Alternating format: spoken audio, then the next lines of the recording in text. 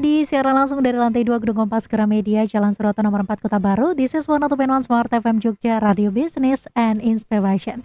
Yes, my listener, kembali kami hadirkan untuk Anda program talk show spesial di pagi hari ini, edisi 22 Maret 2021. Dan di pagi hari ini, smart listener, kita sudah kedatangan teman-teman dari Mitra Wacana, begitu ya, yang nanti akan hadir menemani Anda selama 1 jam mulai dari pukul 10 sampai dengan pukul 11 siang nanti. Untuk Anda smart listener yang mau bergabung, silahkan kami buka melalui SMS atau WhatsApp kami di 081586896666, telepon kami di 0274557760, atau boleh juga bergabung di Twitter kita di @smartfmjogja.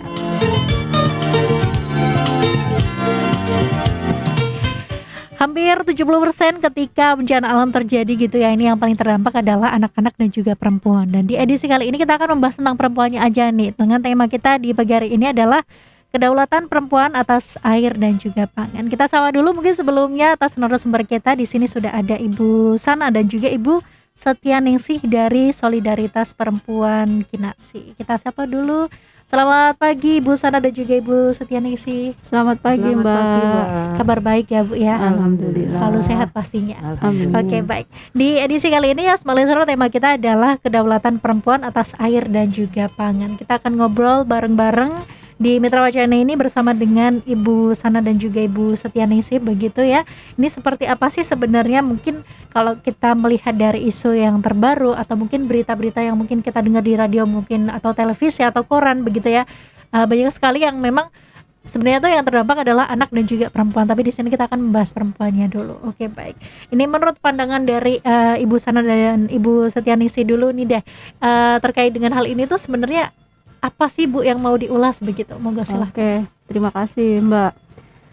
Beberapa hari yang lalu kalau kita baca media ya, media sempat rame tentang rencana pemerintah Indonesia yang akan mengimpor 1 sampai 1,5 juta ton beras ke Indonesia. Nah, sontak ini membuat jagat dunia pangan terutama pertanian heboh dong. Kenapa? Karena selama masa pandemi ini cuaca kita, iklim kita baik. Artinya baik itu bisa mendukung hasil pertanian yang cukup baik, terutama di sektor beras. Tidak ada hama yang signifikan. Kemudian hasil dari pertanian juga bisa memenuhi kebutuhan pangan. Tetapi kemudian ada kebijakan rencananya pemerintah Indonesia akan mengimpor 1 sampai 1,5 juta ton beras pada tahun 2021 ini dengan alasan sebagai stok keamanan pangan menghadapi masa pandemi. Nah, ini sebenarnya membuat petani gelisah gitu. Nggak impor aja, harga beras itu harga gabah aja udah murah sekali, cuma 3.000 sekian. Harga beras apalagi gitu. Nah, ini ada impor gitu. Dan kita tahu yang namanya beras impor tuh harganya dia di bawah ya, dia di bawah hasil produksi kita. Apa nggak semakin nanti petani kita terpuruk gitu? Itu satu. Terus yang kedua,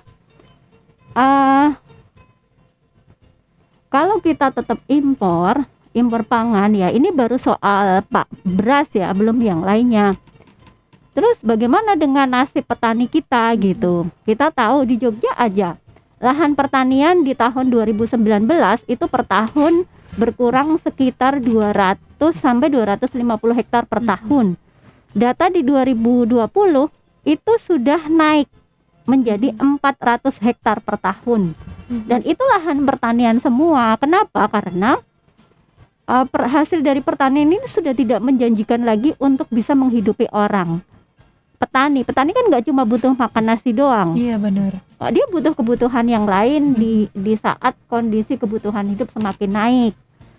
Nah, situasi ini kemudian bukan memberikan pilihan, tetapi karena nggak ada pilihan gitu. Benar. Mempertahankan sawah itu sama saja dengan mempertahankan sesuatu yang tidak berkontribusi signifikan, sementara dia memberikan dia menjadi satu-satunya mata pencaharian. Kalau kata teman-teman kami di komunitas pertanian itu ya, udah untung kalau bakbo itu artinya modal bisa tutup ya, ketutup. Nah kalau rugi, kasusnya adalah banyak yang merugi, nggak lagi mampu untuk memberi pupuk karena memang kita mayoritas adalah pengguna pupuk kimia. Banyak kasus yang kita temui di lapangan itu, mereka benar-benar merasa pada situasi yang sangat tidak diuntungkan dengan berbagai macam kebijakan yang ada di Indonesia, terutamanya pada aspek jaminan kesejahteraan petani. Nah ini ditambah dengan kebijakan impor. Nah ini kan ya ironi ya, maksudnya aduh sedih banget ya. Iya benar. Itu yang lagi hot Mbak. Di beberapa hari kemarin terkait dengan kebijakan impor pangan. Belum lagi soal impor kita yang sangat tinggi terkait dengan bawang merah, bawang putih. Itu kan gila-gilaan. Kalau kita selama pandemi kita selalu dapat WhatsApp ya. Nih ada bawang A, bawang B impor, kualitas super lalala kayak gitu. Sementara bawang merah kita, bawang putih kita kecil-kecil gitu. Ukurannya adalah super dengan kuantitas yang sangat besar. Lebih minim untuk dipilih, tapi juga maksudnya kita juga akan membutuhkan itu juga. Iya benar. Itu baru pada aspek itu, belum yang lain-lainnya, buah dan sebagainya. Oke, baik. Mungkin dari Bu Setiani sih ingin menambahkan, Bu? Iya. Kalau bicara soal kedaulatan perempuan ya Mbak. Jadi kalau tadi dikatakan ada bawang putih, bawang merah, sementara kalau kita ngomong kedelai ini kan identik dengan makanan khasnya orang Jawa ya, tempe. Tapi itu pun harus impor dari luar, dan itu kalau kedelai yang ada di Indonesia sendiri kan memang untuk membuat tempe akhirnya jadinya tidak bagus karena karena kalau kita ngomong kedelai yang organik pun itu kan juga kecil, harga dibuat tempe juga tidak secantik kalau kedelai yang impor. Padahal kalau kita ngomong soal gizi itu akan lebih bagus untuk tubuh kita, tapi kan yang ada di Indonesia ini semuanya lewat impor ya. Sedangkan sekarang juga ada idiom yang mengatakan kalau tempe itu sekarang sudah menjadi hak patennya orang Malaysia, sebenarnya itu kan punyanya Indonesia. Itu kalau tempe itu. Sedangkan kalau ngomong soal selain pertanian juga mungkin di perikanan juga terdampak, dengan dampaknya juga sangat kuat Mbak, karena kalau kita ngomong ikan gitu ya, sekarang ikan yang ada di pantai-pantai itu sekarang kan keluarnya tidak banyak karena kan keadaan lautnya sekarang juga sudah bergejolak juga, jadi tangkapan ikannya juga berkurang, tidak gitu. maksimal. Tidak maksimal. Jadi nelayan juga merasakan akibatnya itu, keluarganya juga, terutama kalau kita ngomong keluarganya kan terutama perempuan dan anaknya ya, karena yang melaut kan perempuan laki-laki gitu kalau ngomong di sektor perikanan. Oke, baik, berarti sebenarnya tuh terdampaknya tuh ke semua aspek kebutuhan pangan kita begitu ya Bu ya. Benar, berarti ini yang memang yang pusing adalah perempuan ya gitu ya. Oke, baik. Kemudian selanjutnya nih Bu, apa sebenarnya perempuan di Indonesia ini apakah belum berdaulat atas dirinya atau seperti apa sih sebenarnya dengan hal-hal yang sudah terjadi ini yang barusan kita bahas begitu? Ya, kalau kita bicara tentang kedaulatan perempuan ya, pada aspek kedaulatan perempuan aja dulu. Perempuan sendiri kan secara konstruksi gender atau secara dilihat dari perspektif gender atau konstruksi sosial, perempuan sudah pada posisi yang didomestikasi. Artinya ranah kerja, ranah peran, ranah tanggung jawab perempuan itu lebih banyak pada ruang domestik. Dan itu masih terjadi di mana-mana. Beruntung kita ini bertiga perempuan bisa keluar rumah, beraktivitas, meninggalkan dunia domestik sejenak. Walaupun nanti pada akhirnya ketika kita pulang, ya kita urusannya nggak jauh-jauh dari urusan rumah tangga. Karena konstruksi gender kita atau konstruksi sosial kita menempatkan, ya walaupun kamu kerja, walaupun kamu di mana-mana, tetapi kamu pulang kamu harus ingat tanggung jawabmu ngurus rumah tangga. Kalau kamu punya anak, ya kamu ngurusin anak. Kalau kamu nggak punya pekerja rumah tangga, ya kamu ngurusin urusan masak. Nah dan sebagainya. Artinya apa dalam konteks ini? Sebenarnya masih banyak perempuan yang menghadapi situasi menghadapi problem tidak berdaulat atas dirinya. Kami menyebutnya tidak berdaulat secara seksualitas. Artinya dia tidak berdaulat, tidak punya cukup ruang untuk kebebasan berpikir, ruang gerak karena ruang geraknya dibatasi, kemudian tubuhnya karena tubuhnya dikontrol oleh sedemikian banyak aturan. Lalu juga hasil kerja, kita bekerja tetapi kita tidak menikmati hasilnya kita gitu, itu salah satunya. Lalu dari segi dirinya saja tidak berdaulat gitu, apalagi itu pada aspek yang lain. Efek dari tidak adanya kedaulatan pada perempuan adalah dia, salah satu efeknya adalah dia tidak punya akses dan kontrol dalam pengambilan keputusan. Iya, benar. Salah satu pengambilan keputusan itu kan dilakukan di ruang publik. Nah, salah satu pengambilan keputusan adalah pada aspek penentuan misalnya harga pangan. Kita bisa apa enggak perempuan diberikan ruang memberikan pendapat kepada pemerintah bahwa aku tuh maunya pangan yang sehat. Aku tuh maunya pangan yang sehat, non kimia. Kemudian kalau bisa jangan impor. Kalaupun impor ya jangan kemudian mematikan ruang kreativitas kita gitu. Jadi kalau kita bicara tentang apakah kemudian perempuan itu punya kedaulatan atas dirinya, ya sebenarnya belum semua perempuan memiliki itu. Satu, apakah perempuan mempunyai kedaulatan perempuan atas pangannya, atas airnya? Belum semua perempuan mempunyai kedaulatan atas pangannya, karena kita tidak diberikan pilihan-pilihan yang beraneka ragam. Karena mayoritas di pasar, kalau kita masuk ke pasar, bisa kita cek berapa persentase makanan sehat yang bisa kita beli, berapa persentase makanan pangan yang itu berasal dari benih lokal. Karena ini sangat erat dengan kaitannya dengan soal sejarah tentang kenapa kemudian muncul istilah kedaulatan pangan. Jadi memang salah satu aspek yang mempengaruhi bahwa kita tidak lagi punya kedaulatan atas pangan adalah karena ada proses mekanisasi pertanian, industrialisasi pangan atau industrialisasi pertanian. Kemudian yang ini berimplikasi pada penggunaan benih-benih unggulan, hibrida, sehingga itu mengesampingkan, meninggalkan benih-benih yang dulu banyak banget variannya, lebih dari 1000 benih jenis padi. Siapa yang mengolah padi-padi itu, benih-benih ini kemudian menjadi benih tanaman? Perempuan. Tetapi karena proses ini diambil oleh industri, perempuan tidak lagi punya peran dalam pembenihan. Itu pada aspek kedaulatan perempuan dalam konteks pangan yang berkaitannya dengan soal pembenihan. Di samping itu perempuan juga kehilangan dalam konteks pangan ya, selain pada aspek keterlibatan perempuan dalam pembenihan, perempuan juga kehilangan ruangnya, kemampuannya, keterampilannya dalam membuat pupuk alami. Pupuk, kalau sekarang istilah trennya pupuk organik. Ya, mereka kehilangan proses itu. Karena apa? Karena pupuk-pupuk sudah digantikan oleh pupuk industri. Yang orang tinggal beli, tinggal aduk-aduk, semprot-semprot, selesai. Sementara kalau kita bikin pupuk lestari itu ada proses. Banyak proses yang Banyak harus sekali proses gitu yang harus dilewati, mulai dari cari bahannya di sekitar alam kita, di sekitar lingkungan kita, kemudian melakukan pengolahannya, mengecek setiap hari perkembangannya, sampai kemudian itu diolah menjadi satu pupuk yang siap jadi.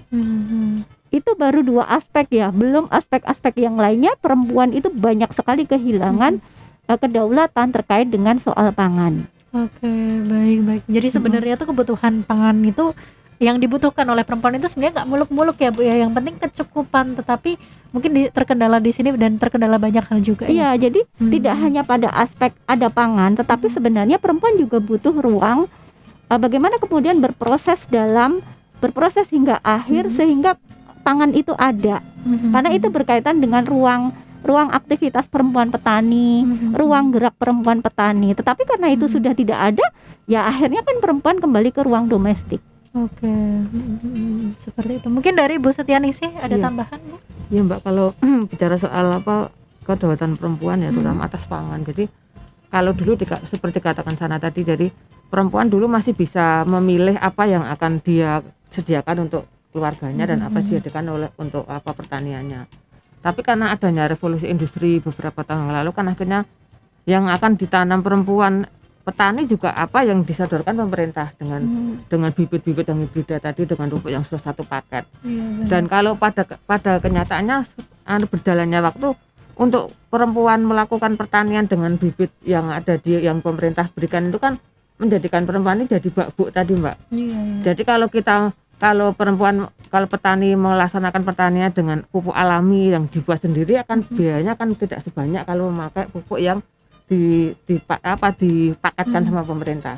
Karena kalau pakai lestari itu kan bisa diambil dari yang ada di sekitar kita. Jadi kita tidak membutuhkan banyak biaya, tapi memang tenaganya memang lebih ekstra. Tapi kan hasilnya juga lebih sehat untuk kita. Bisa sehat untuk kita berikan ke keluarga, juga untuk masyarakat sekitarnya. Tapi kalau kita dengan tadi yang hibrida dan macam-macam itu kan akan itu nggak sehat pun hasilnya nggak mesti bagus juga, tapi biayanya tinggi. Jadi akhirnya petaninya jadi mandek, nggak mau bertani karena kami bertani ini nggak ada hasilnya, karena semuanya cuma tinggal bakbuk saja kayak gitu. Ada satu cerita menarik, Mbak. Pada waktu kami kan mendampingi beberapa kelompok perempuan. Jadi ada 2 kelompok perempuan, yang satu kelompok itu sudah menggunakan pola lestari, artinya dia tidak pakai pupuk kimia.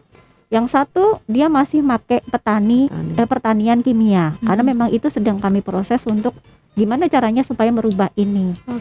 Mereka cerita, Mbak, untuk bisa membeli pupuk pada masa tanam berikutnya, dia harus menjual kurang lebih 10 gram emas. Ada yang menjual tabung gas sekian biji, ada yang menjual kembali hasil panenannya. Jadi padi yang tadi sudah disimpan di gudang dikeluarin lagi, diuangkan untuk apa? Untuk membeli pupuk. Untuk berkorbannya sampai segitu. Iya. Terus kita tanya, jadi untungnya apa? Nggak ada untung. Ditambah lagi dengan situasi perubahan iklim yang sekarang itu berdampak kepada satu, Pranoto Mongso udah nggak bisa berlaku. Hama semakin banyak karena sudah terlalu lama tanah ini diolah dengan bahan kimia. Karena kan kalau pupuk kimia itu, Mbak, dia tidak menyuburkan tanah, dia menyuburkan tanamannya ya. Tanahnya rusak, tanamannya bagus. Beda dengan lestari, pupuk lestari atau pupuk organik, dia bisa memberikan nutrisi kepada tanah, tetapi sekaligus juga memberikan nutrisi kepada tanaman. Apa bedanya? Pada pertanian lestari mereka tidak punya kos yang tinggi karena bahannya diambil dari sekitar, bahkan dari jerami yang mereka panen. Tapi di petani kimia itu high cost. Kenapa? Karena memang subsidi pupuk kita juga tidak banyak. Pupuk bersubsidi juga terbatas. Orang harus antri untuk bisa mendapatkan pupuk subsidi. Baik. Bu Sana sama Bu Setianingsih, boleh kita jeda dulu ya. Nanti kita lanjutkan di sesi kedua. Untuk Anda semua listener masih ada kesempatan untuk Anda bergabung. Silahkan di 0815 689 6666. Kita masih ngobrol terkait dengan tema kita pada pagi hari ini, kedaulatan perempuan atas air dan juga pangan, di 101.1 Smart FM Jogja, Radio Business and Inspiration. Halo sahabat Mitra Wacana, di Indonesia dari sejak dahulu sudah memiliki perempuan-perempuan yang menginspiratif. Contohnya, ada Era Kartini di Jawa dan ada Rasuna Said di Sumatera. Kali ini, kita akan membahas 5 wanita inspiratif yang ada di Indonesia, versi Mitra Wacana. Yang pertama, Najwa Shihab. Najwa adalah putri dari ulama besar Indonesia, yaitu Muhammad Quraish Shihab. Dia berhasil lulus dari Universitas Indonesia dan Melbourne Law School dengan prestasi yang membanggakan. Walaupun dia menempuh pendidikan hukum, dia lebih dikenal oleh khalayak umum sebagai jurnalis perempuan yang banyak meraih prestasi. Jika membahas soal prestasinya, perempuan kelahiran Makassar, Sulawesi Selatan ini telah meraih banyak penghargaan. Pada tahun 2005 dari PWI Pusat dan PWI Jaya. Dia juga pernah terpilih sebagai jurnalis terbaik Metro TV, dan hingga saat ini, dia masih menjadi jurnalis perempuan yang tersohor di Indonesia. Kedua, Susi Pujiastuti. Siapa yang tak kenal dengan salah satu menteri di era Presiden Jokowi periode pertama ini? Susi Pujiastuti. Susi Pujiastuti merupakan mantan Menteri Kelautan dan Perikanan di Kabinet Kerja. Pada tahun 2015, ia mendapatkan penghargaan sebagai perempuan pertama yang menjabat Menteri Kelautan dan Perikanan dari Museum Rekor Indonesia. Ia juga sering diberitakan oleh media Indonesia karena terobosan dan kebijakannya. Selain dikenal menteri yang tegas dan bijak, dia juga terkenal dengan bisnisnya yang besar dan brand miliknya terkenal hingga mancanegara. Dia memiliki bisnis sebagai pengepul hasil perikanan yang lalu diolah menjadi ikan olahan dan dipasarkan di pasar Asia hingga Amerika Serikat. Selain itu, dia juga berbisnis di bidang penerbangan. Hingga tahun 2012, perusahaan penerbangan miliknya tercatat telah mengoperasikan hingga 50 pesawat terbang. Ketiga, Sri Mulyani. Sri Mulyani merupakan Menteri Keuangan Indonesia yang tak diragukan lagi kehebatannya. Menjabat sebagai Menteri Keuangan sejak tahun 2005 di era Presiden Susilo Bambang Yudhoyono. Selain itu, dia sudah melalang di dunia internasional. Dia sempat ditunjuk sebagai Direktur Pelaksana Bank Dunia pada tahun 2010. Dia juga dinobatkan sebagai Menteri Keuangan Terbaik Asia pada tahun 2006 oleh Emerging Markets di sela sidang tahunan Bank Dunia. Ia juga terpilih sebagai wanita paling berpengaruh ke-23 di dunia versi majalah Forbes tahun 2008 dan wanita paling berpengaruh kedua di Indonesia versi majalah Global Asia. Keempat, Dian Sastrowardoyo, sosok yang sudah tidak asing lagi di dunia entertainment, yaitu Dian Sastrowardoyo. Dian merupakan aktris besar Indonesia yang mempunyai segudang prestasi.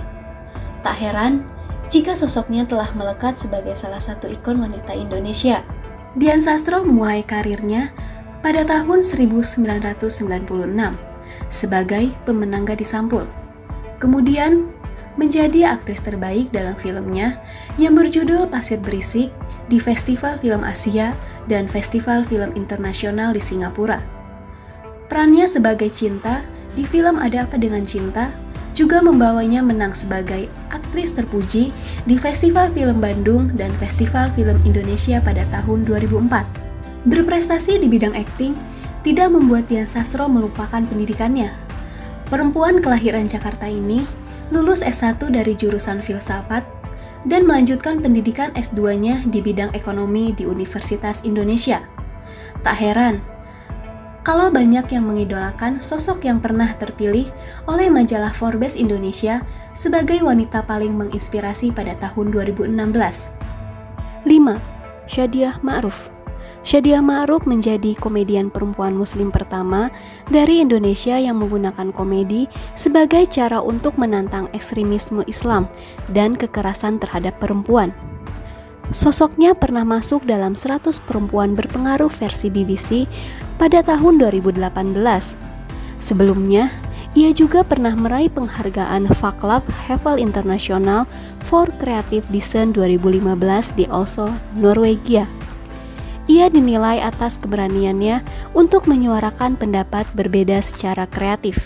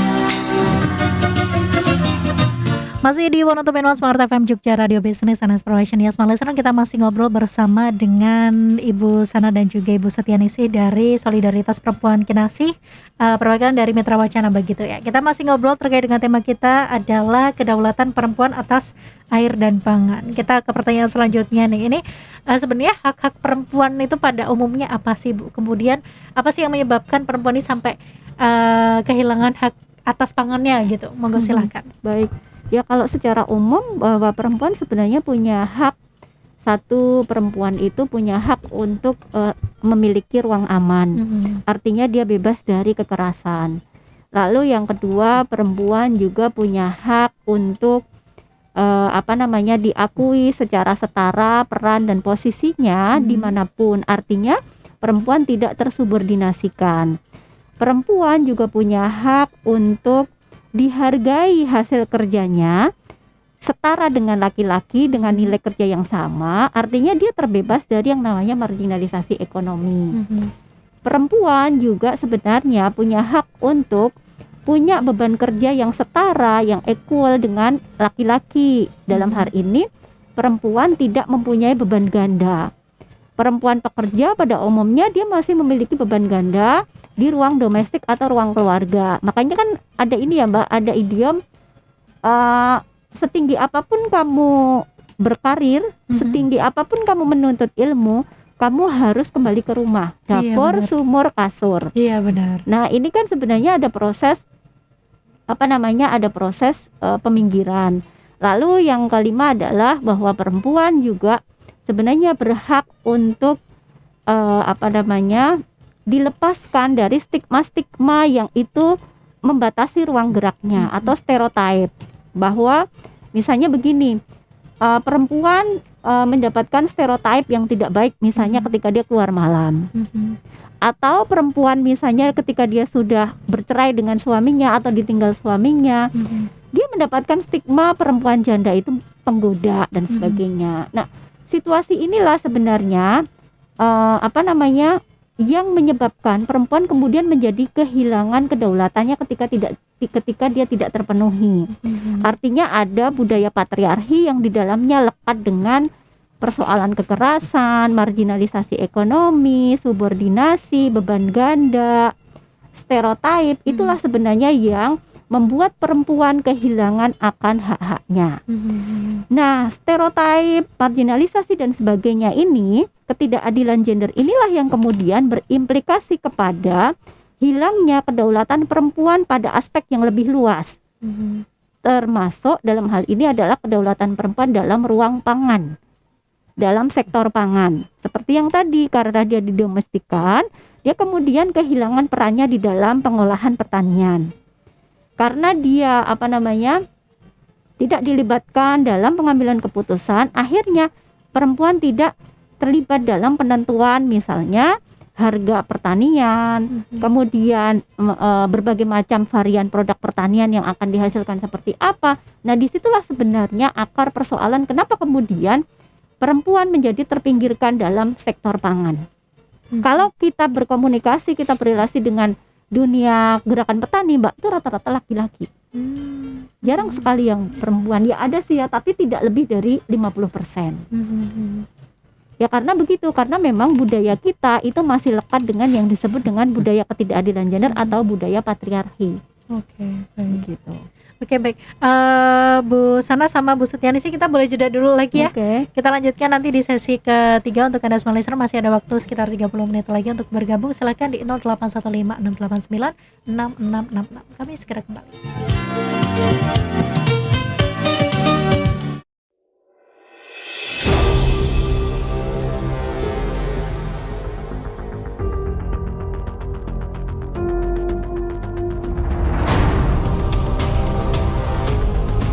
Mari lawan bersama virus corona. Jauhi keramaian. Disiplin jaga jarak. Dan selalu cuci tangan Anda. Jangan lupa pakai masker. Stay at home di rumah aja. Pesan ini dipersembahkan oleh Mitra Wacana. Berdasarkan data dari Badilag, Badan Peradilan Agama, dan data kuesioner yang diterima oleh Kongres Perempuan, dari tahun ke tahun terjadi peningkatan kasus kekerasan terhadap perempuan. Peningkatan kekerasan seksual ini tentu sejalan dengan meningkatnya pelecehan seksual di Indonesia. Salah satu tindak pelecehan seksual yang kerap kali dialami perempuan adalah catcalling. Catcalling merupakan sebuah tindak kejahatan yang berupa pelecehan seksual verbal. Sayangnya, tindakan kriminalitas ini belum mendapat perhatian serius. Hal ini dikarenakan belum adanya hukum atau aturan khusus yang spesifik untuk menjadi dasar dari tindakan catcalling. Tengah 12 ini. Ya, ayolah. Assalamualaikum Mufti. Mana nih? Asik. Mbak, tas PA-nya Mbak. Please dong, please. PA-nya Mbak.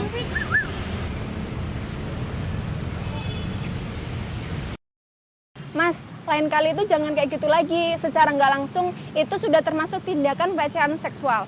Dan kami sebagai perempuan nggak suka digituin.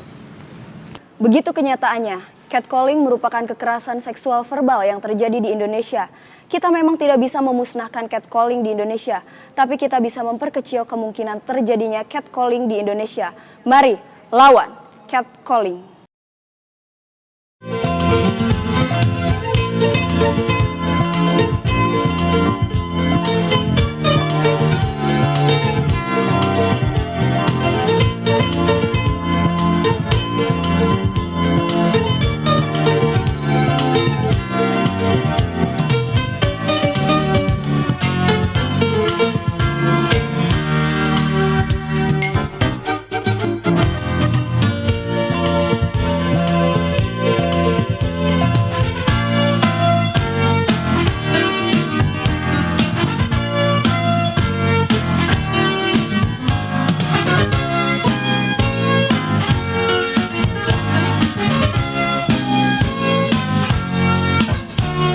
Masih di 102.1 Smart FM Jogja, Radio Business and Inspiration. Ya, listener, kita masih ngobrol bersama dengan teman-teman dari Mitra Wacana terkait dengan tema kita pada pagi hari ini adalah kedaulatan perempuan atas air dan juga pangan. Kalau tadi di belakang kita sempat singgung gitu ya, terkait dengan ada beberapa wilayah yang memang air aja kita harus beli, padahal itu di daerahnya sendiri gitu. Mungkin ini boleh sedikit diceritakan Bu sebelum kita membahas materi yang selanjutnya. Mungkin Mbak Ning ya yang dia hidup di daerah sumber mata air. Terima kasih Mbak. Jadi gini, di daerah Klaten itu kan ada, sebenarnya dulu ada umbul ya. Umbul namanya Umbul Ponggo, itu kan umbul Ponggo, umbul macam banyak umbul di situ. Dari situ ada airnya sangat melimpah. Jadi dulu waktu saya masih kecil itu air di kali itu tinggi, jadi kita bisa mandi dengan mandi airnya bersih. Tapi sekarang karena sudah didirikan sebuah pabrik yang mengelola air, akhirnya airnya jadi sat. Dulu warga masyarakat sekitar Polan Harjo itu kan cuma membeli minum airnya kan bisa ambil dari sumur, dari itu kan dengan gampang karena kan bagus. Tapi sementara karena adanya pabrik ini akhirnya menjadikan airnya pada saat mereka juga harus beli. Beli lewat Pansiwas, lewat BDAM. Sementara di satu sisi ada pabrik yang bisa mengolah air dengan sangat banyak gitu loh. Jadi kan sangat ironi ya ini kayak gini. Harusnya kan bagaimana masyarakat di sekitar situ tidak usah beli air tapi subsidi sama pabrik tersebut karena kan airnya sudah diambil. Tapi itu nggak terjadi. Oke. Gitu. Berarti jadi memang masyarakat tetap harus membeli. mirisnya di situ ya. Oke, baik. Kita lanjut ke materi selanjutnya begitu ya Bu ya. Sebenarnya tuh pendampingan apa sih yang harus dilakukan oleh mungkin dari teman-teman untuk perempuan-perempuan di Indonesia terutamanya begitu ya Bu ya, untuk mendapatkan haknya begitu. Kemudian sebenarnya untuk dari kacamata pemerintah ini seperti apa sih melihatnya gitu. Memang tidak dibantu ya gitu loh. Kalau pertanyaan dari kami seperti itu. Monggo silahkan. Iya. Mungkin Mbak Ning dulu. Ya. Kalau kami ya selama ini yang kami lakukan di Kulon Progo sama di Bantul ya. Jadi kami lebih bagaimana sekarang untuk perempuan atau petani perempuan yang ada di daerah itu tetap bagaimana kita bisa mengelola pertanian yang sudah mereka lakukan. Selama ini kan walaupun sekarang musim dengan pertanian dengan pupuk kimia, tapi mereka tetap mempertahankan pertanian lestari. Jadi bagaimana tetap kami mendampingi mereka untuk tetap bisa melakukan pertanian itu dengan cara yang mungkin akan bisa mengajak teman yang lain gitu. Kalau kemarin misalnya baru 20 orang, besok akan menjadi 25, jadi 30. Jadi bagaimana membudayakan pertanian lestari kepada perempuan tani yang lain. Jadi tidak untuk kelompok mereka sendiri. syukur-syukur bisa untuk menjadi perempuan petani yang ada di seluruh Jogja misalkan. Tapi itu akan memang butuh proses ya, tapi yang sudah kami lakukan kayak gitu. Oke, baik. Tapi kalau saya dengar kan mungkin di setiap kampung begitu ya Bu. Sekarang kan udah ada ya Bu ya, kelompok tani mana, kelompok tani mana KWT. gitu. KWT ya. Nah, itu maksudnya itu salah satu program yang seperti ini enggak sih? Iya. Kalau KWT, kelompok wanita tani itu kan yang dibentuk oleh pemerintah. Oh, Tapi gitu. pada dasarnya kan kalau kita ngomong KWT di kota Jogja itu isinya kan semuanya KWT itu pertanian dalam pot atau dalam pekarangan. Jadi bukan kita tidak ngomong pertanian yang secara menyeluruh atau pertanian Oke. itu di sawah, tapi enggak, itu lebih ke pertanian yang tadi yang di pot dan Iya, di tadi. pot. Cuman sementara kalau yang di desa KWT ya biasanya sih bagaimana juga itu ngomong soal pertanian yang tadi yang kimia tadi, tapi bagaimana perempuan diarahkan biar pemerintah itu untuk melihatnya itu lebih gampang gitu loh. Untuk bahasanya untuk mengidentifikasi kalau di desa tuh kami udah memberikan banyak KWT, padahal KWT-nya itu juga terjadinya juga masih sama dengan pertanian yang dulunya gitu. Jadi bukan bagaimana membuat pertanian lebih baik, tapi bagaimana mengelompokkan orang untuk menjadi KWT tadi kan sebenarnya sebagai program aja untuk Iya, benar-benar. Oke, baik. Baik, mungkin dari Bu Sana boleh menambahkan, Bu? Jadi dari pemerintah sendiri sebenarnya itu kan memang selain kebijakan KWT, saya mencontohkan kebijakan di Kota Jogja ya. Kota Jogja ini kan terkenal dengan puluhan kampung sayur, lorong sayur. Nah, itu kan sebenarnya bagian dari program pemerintah, agenda pemerintah untuk memperkuat ketahanan pangan masyarakat. Dari sisi kebijakan yang sudah dilakukan untuk beberapa hal itu sudah tepat. Apalagi di program kampung sayur, lorong sayur itu salah satu yang didorong adalah menggunakan pola organik, artinya tidak menggunakan pupuk-pupuk kimia. Nah, cuman memang dari beberapa hal di sektor yang lainnya memang kita ini masih punya persoalan dengan kebijakan pemerintah yang masih belum stabil, terutama terkait dengan sektor impor pangan. Yang ini sebenarnya mengancam kedaulatan petani sebagai penyetok pangan di Indonesia. Lalu juga kita belum punya regulasi untuk mengatur bagaimana sebenarnya keseimbangan stok pangan yang sehat dan tidak sehat. Misalnya kita masih banyak nih produk-produk untuk makanan bayi aja. Itu yang dia tidak aman sebenarnya untuk bayi. Nah, kita belum punya nih kebijakan yang kayak gitu. Padahal di beberapa negara maju misalnya itu yang namanya pangan untuk bayi itu harus misalnya dia bebas kimia atau dia organik kayak gitu. Nah, kita belum ada yang begitu. Kalau kita temui masih banyak banget makanan-makanan instan yang itu dikonsumsi untuk anak-anak tetapi sebenarnya tidak aman untuk anak. Iya, benar. Nah, itu ya yang berkaitan dengan soal kebijakan itu. Nah, dalam konteks air misalnya, air itu kan sebenarnya masuk dalam kategori pangan ya. Nah, air itu sendiri pemerintah itu di dalam undang-undang nomor 17 tahun 2019 itu tuh juga dia persoalan pengelolaan air yang dulunya itu bisa dikelola oleh pemerintah daerah sekarang tidak bisa. Sekarang semuanya ada sentralisasi melalui BUMN. Ketika ruang ini semakin dipersempit maka sebenarnya akses dan kontrol masyarakat untuk mengkritisi kebijakan terkait dengan pengelolaan air itu menjadi semakin jauh. Kalau dulu daerah bisa mendapatkan kewenangan untuk mengelola secara penuh, sekarang tidak lagi. Padahal yang namanya air itu ada banyak sektor di dalamnya terkait dengan berbagai macam sektor. Ada pertanian, ada perkebunan, kemudian juga ada sektor listrik, tenaga listrik, misalnya listrik dengan tenaga air dan sebagainya. Nah, ini yang sebenarnya ada kebijakan-kebijakan yang ini membuat masyarakat kita sebenarnya kemudian semakin jauh untuk mengelola mengakses, mengontrol kebijakan terkait dengan pangan dan air. Apalagi sekarang sebenarnya kita ini kan dihadapkan pada situasi perubahan iklim yang kita tidak bisa lagi mengontrol ya proses produksi karena musim udah susah ditebak gitu. Yang tiba-tibanya nggak ada angin, nggak ada mendung, nggak ada apa, tiba-tiba hujan. Atau ini musim kemarau, tiba-tiba yang panjang banget, padahal dulu nggak kayak gitu. Belum lagi dengan angin puting beliung dan sebagainya, yang ini bisa berimplikasi kepada tersendatnya produksi dan distribusi pangan. Nah itu problem kita. Kayak Mbak Ning ini kan tinggal di Pekalongan. Musim kemarau aja banjir gitu loh. Ini musim kemarau loh banjir. Masa ya musim kemarau banjir, kan lucu Iya gitu benar. loh. Maksudnya ada hal-hal dari alam yang nggak bisa diduga ya, Bu, ya. Iya. Kalau di Pekalongan ya Mbak, bicara soal air ya. Jadi selama 2 bulan terakhir ini kan kami yang di pinggir pantai, sebenarnya kan nggak pinggir banget ya. Rumah saya dengan pantai itu 3 kilo jaraknya. Tapi sekarang sampai dari kemarin bulan Januari sampai sekarang masih banjir itu belum sat karena rob. Oke.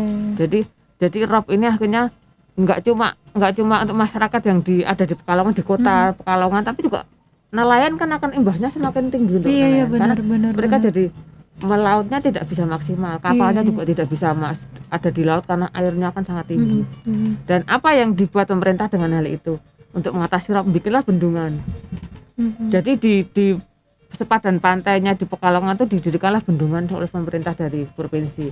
Tapi karena curah hujannya tinggi, karena dampak perubahan iklim tadi, terus ada rob juga, akhirnya bendungannya itu juga sempat jebol karena tidak bisa menampung yang air ini. Jadi yang tadinya kemarin setahun yang lalu sempat tidak pernah jadi rob karena ada bendungannya, tapi karena kemarin sempat hujannya sangat tinggi, akhirnya jebol tanggulnya.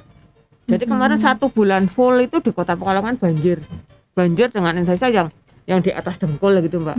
Tapi sampai sekarang yang di pinggir pantai masih tetap banjir. Jadi udah 2 bulan 3 bulan nggak bisa surut karena ini dampaknya memang sudah benar-benar sudah kayaknya udah nggak bisa ditolerir lagi gitu loh, karena ini kan sudah sangat parah. Iya, dan itu pun juga pasti akan menimbulkan masalah-masalah lainnya ya. Penyakit dan macam-macam itu. benar. Ekonomi akhirnya juga berhenti karena ya itu. Miris sekali ya. Ya itu baru rob loh Mbak. Pekalongan belum dengan pencemaran air batin. Iya, benar-benar. Ini baru di satu daerah, belum daerah Iya, lain juga ya. Oke, baik. Bu Sana dan juga Bu Setianisi, kita boleh jeda lagi. Nanti kita lanjutkan di sesi terakhir sambil menjawab pertanyaan dari WhatsApp di teman-teman yang sudah masuk. Untuk Anda Smart Listener masih ada waktu sekitar 13 menit lagi untuk bergabung. Silahkan di SMS atau WhatsApp kami di 081568966666, telepon kami di 0274557760. Terkait dengan tema kita pada pagi hari ini adalah kedaulatan perempuan atas air dan juga pangan.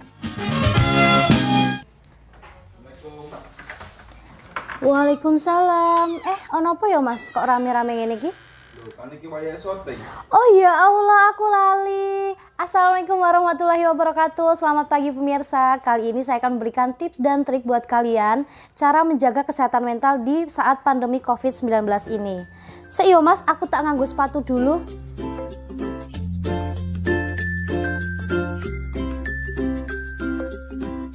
Teman-teman tahu nggak sih, menjaga kesehatan mental pada saat pandemi COVID-19 ini sangat penting loh.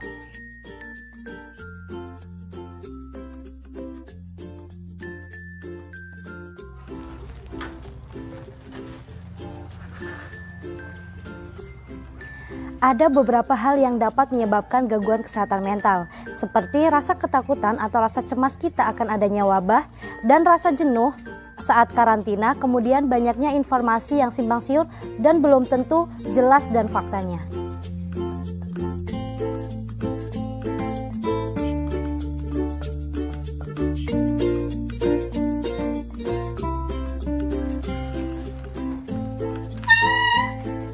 Gak jarang itu semua dapat mengganggu kecemasan serta mengganggu kesehatan fisik dan mental.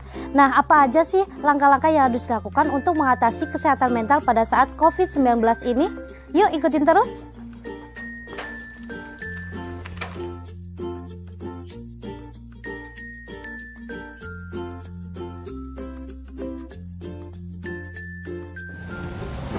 Yang pertama yaitu selalu melakukan aktivitas fisik. Seperti olahraga, melakukan peregangan, dan latihan pernafasan yang membantu kita untuk menenangkan diri atau merilekskan. Dan jangan lupa berjemur di bawah sinar matahari ya untuk meningkatkan imun tubuh kita.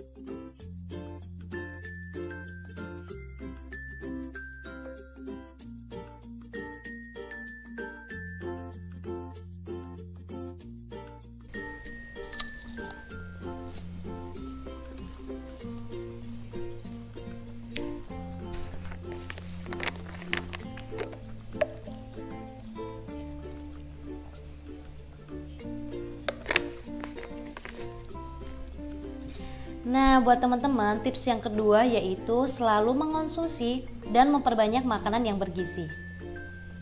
Asupan nutrisi yang cukup juga dapat menjaga kesehatan mental loh, baik secara langsung maupun tidak langsung.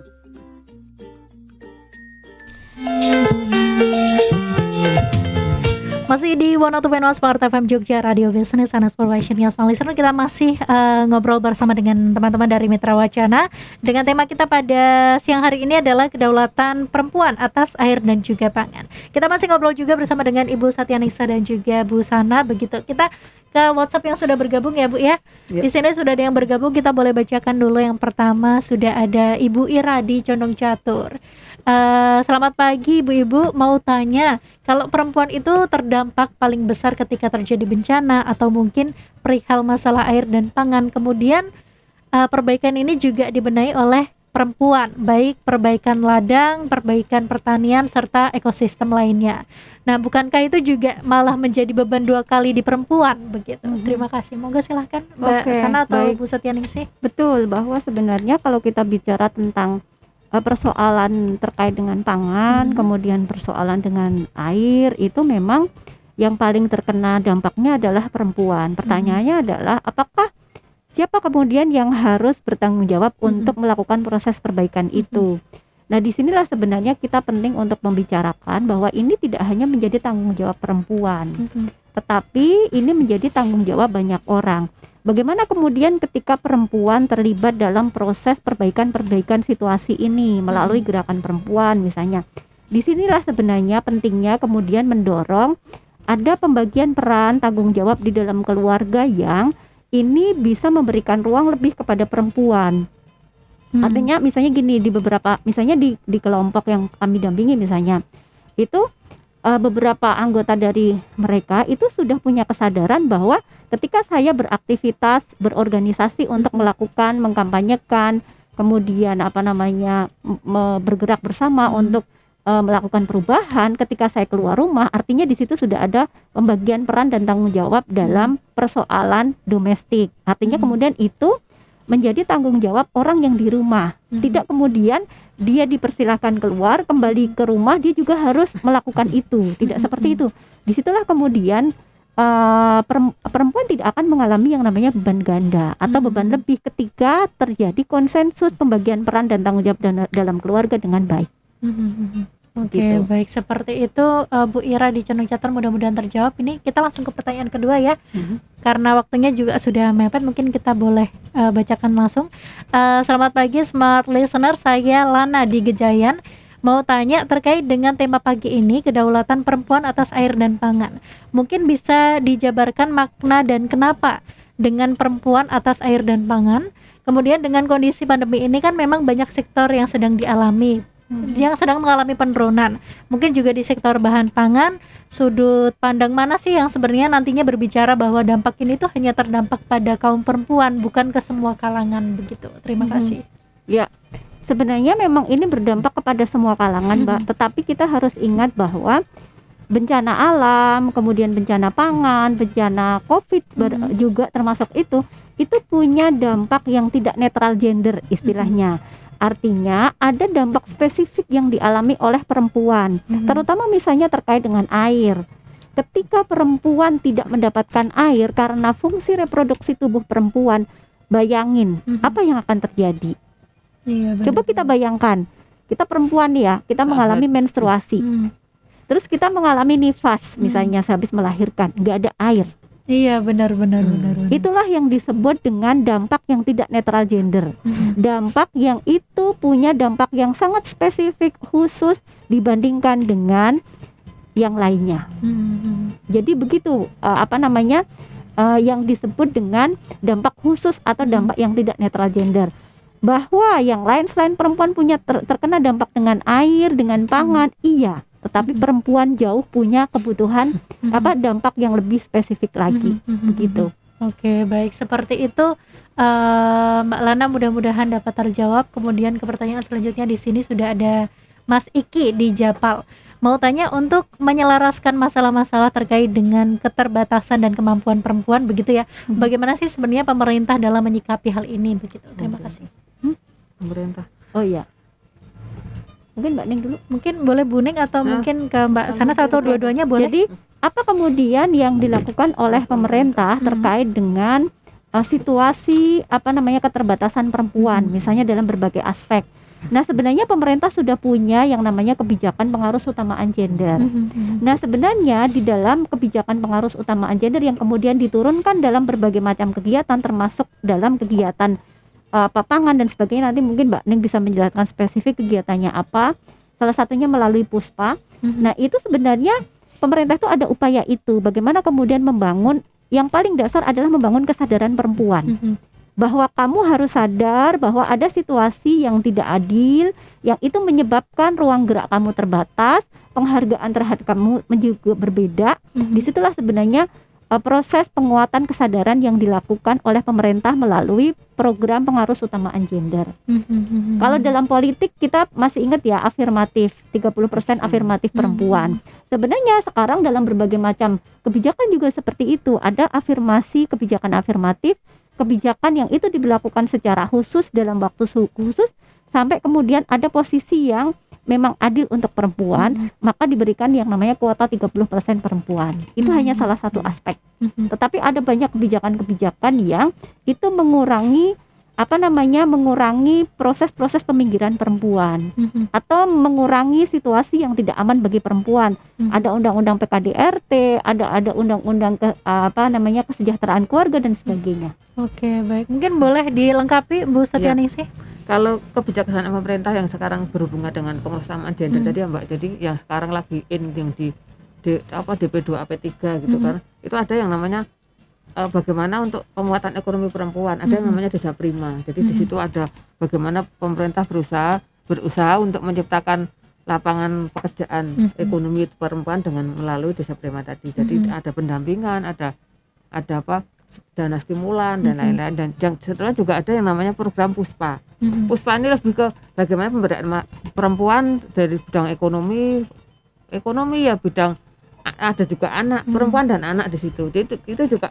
Tapi kalau ngomong soal efektivitasnya ini kan selama pandemi ini pun kegiatannya juga tidak berjalan karena kan masa itu. Sementara kegiatan yang di Puspa ini kan satu kegiatan yang diadakan di setiap kabupaten ada memang, tapi ini berjalannya belum optimal juga karena kan kalau ngomong soal anggarannya juga tidak signifikan, dan yang diambil juga baru ada lokal satu tempat itu pun tepat di sekitar bandara yang itu sampai sekarang juga kayaknya masih berjalan sih itu Pak. Ya, prosesnya juga tidak gampang juga Pak. Jadi tidak untuk ngomong soal apakah ini menjangkau seluruh masyarakat, sebenarnya belum.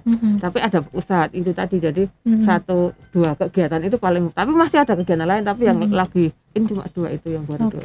Oke, baik. Seperti itu Mas Kiki, mudah-mudahan terjawab. Baik, karena waktunya terbatas begitu ya, mungkin boleh kesempatan untuk Bu Sana sama Bu Setianingsih masing-masing 30 detik ya untuk memberikan statement closing atau catatan kita pada pagi hari ini. Monggo silahkan.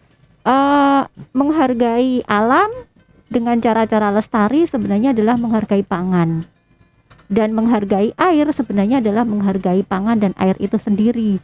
Menghargai air, pangan, alam itu sama dengan menghargai perempuan, yang itu hanya bisa dilakukan tidak hanya oleh perempuan tetapi oleh orang-orang di sekitar perempuan juga. Baik, luar biasa sekali. Monggo silakan lanjut Bu Setianingsih. Kalau bicara soal pangan dan air, jadi perempuan tidak akan lepas dari namanya pangan dan air. Terutama kalau ngomong pangan, bagaimana perempuan bisa menyediakan makan di meja untuk keluarganya juga, itu akan lebih baik kalau pangannya ada pangan yang sehat. Sementara kalau air adalah kebutuhan primer seorang perempuan adalah air. Bagaimana dia ngomong soal untuk kebutuhan seksualitasnya tadi dan juga untuk kebutuhan yang sehari-hariannya. Begitu Mbak. Oke, baik, luar biasa sekali. Terima kasih Bu Sana dan juga Bu Setianingsih sudah mengedukasi kita semuanya. Kita yang nggak tahu jadi tahu, yang belum tahu, yang sudah tahu jadi tambah tahu. Mudah-mudahan nanti di lain kesempatan kita bisa ngobrol lagi, pasti ya dengan tema-tema yang lebih in lagi, yang bisa mengedukasi kita lagi. Tadi saya juga nggak tahu sebenarnya, ternyata banyak hal loh yang belum kita tahu sejauh ini gitu. Kita yang hanya tahu tentang beli di pasar gitu, tapi kita nggak tahu ternyata proses di balik itu ada apa aja begitu ya. Terima kasih sekali Bu Sana dan juga Bu Stianisi sudah menginspirasi di pagi hari ini. Mudah-mudahan lain kesempatan kita bisa ngobrol lagi. Untuk Anda Smart Listener, terima kasih yang sudah bergabung dan beratensi bersama kami, dan setelah ini masih akan ada program yang menemani Anda. Ada program yang kami relay dari Smart FM Jakarta. Di mana teman Smart FM Jogja, Radio Business and Inspiration.